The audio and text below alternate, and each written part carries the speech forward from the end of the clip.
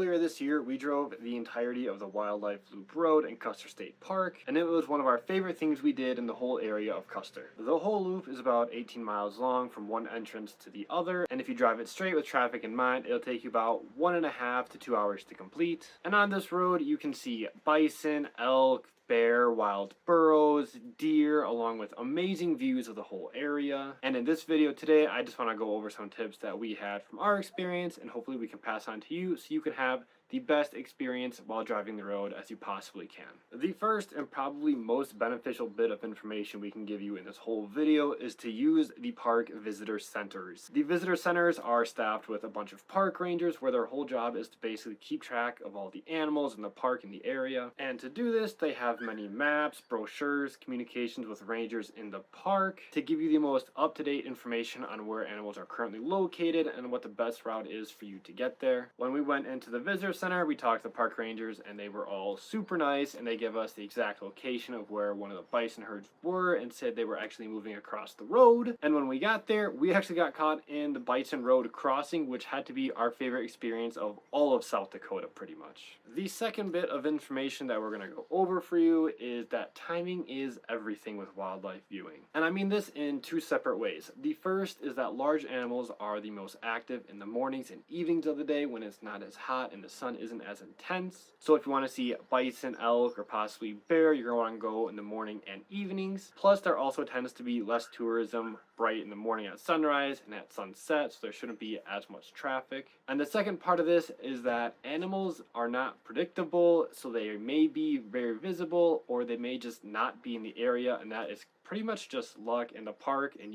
no one can really control that. However, I will say the one exception for both of these rules with timing are bison, because in Custer State Park, the acreage isn't really big enough for these bison herds to not be visible from the road because they're so large, and the road kind of snakes its way through the land, that I would say with 95% confident you'll be able to see bison pretty much at any point in the day on the drive. Just the proximity with the road is going to vary. Like I said, we got caught in a bison road crossing. We also saw them like a mile off the road, which was still cool, but keep that in mind that the bison just kind of roam everywhere throughout the day. Now, before we get to the next tip in the video, if any of this has been helpful for you, please consider liking and subscribing. It really helps out the channel, and we greatly appreciate it. The third piece of information that you should know is to simply be patient while driving the wildlife loop in Custer State Park. Most people driving this loop are tourists, are there to see animals they normally can't see, and they're going to stop to take pictures and videos and just to watch these animals whenever they see one. And whenever that happens, everyone behind them has to stop. The road does go both ways, but only one lane. So if the car 10 places in front of you stops, you're also going to be stopping, and you have to wait until they move. And you don't really want to honk to make them move faster, because that's kind of rude and you're scared of the animals and ruin the experience for everyone then.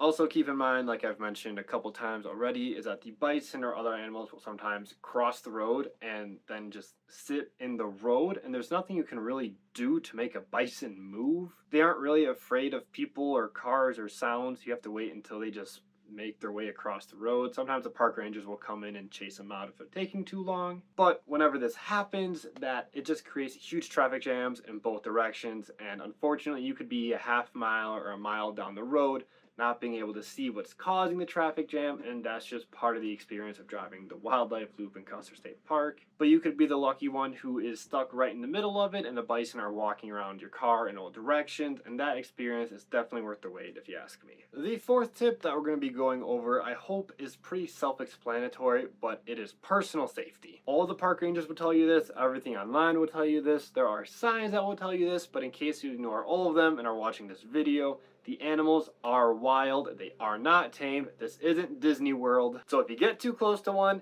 it may attack you. Every year it seems there's someone who gets too close to a bison because they think that the bison wants to be in a selfie with them, and then they get flipped 10-20 feet in the air, because bison are like 2,000 pounds and can run like 20 plus miles per hour, and that's a lot of animals will be charging at you. And I don't know about you, but I personally do not want to be in the way of that. So just be safe for yourself and everyone around you. Don't be stupid. If there are animals pretty close to you in the road, get back in the car or stay in the car. Don't try and touch them. It's just not going to end well for you or anyone else. And the fifth and last bit of information that I'm going to go over with you in this video today is to simply just be prepared for the whole experience. This means that you bring binoculars, you fill up on gas because there's no gas stations in the park, you bring food and snacks in case you get stuck in a traffic jam and are there for 2+, maybe even 3 hours, and you mentally are just prepared to be on that loop for a couple of hours. This may also sound a little self-explanatory, but when we were going, there were people who looked very annoyed,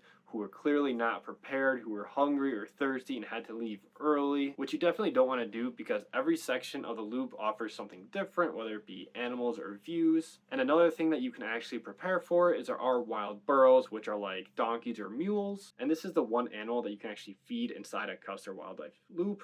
If this is something that you want to do, you can bring a bag of carrots and just break them off and they will happily eat them right out of your hands. We weren't aware of this, unfortunately, so we didn't have any carrots or celery or anything like that, but there were probably 40+ people all feeding these burros and they were just feasting. But still keep in mind, it is a wild animal, so don't be stupid with it and try and jump on it and give it a hug because it may kick or bite you. If you follow all 5 of these tips for driving the wildlife loop in Custer State Park, I can guarantee that you will have a better experience than if you were to not prepare at all. We really enjoyed our time and we would definitely do it again, so I hope you also enjoy it, and if you think of anything that we missed, let us know in the comments. We'll be sure to include it in our next video.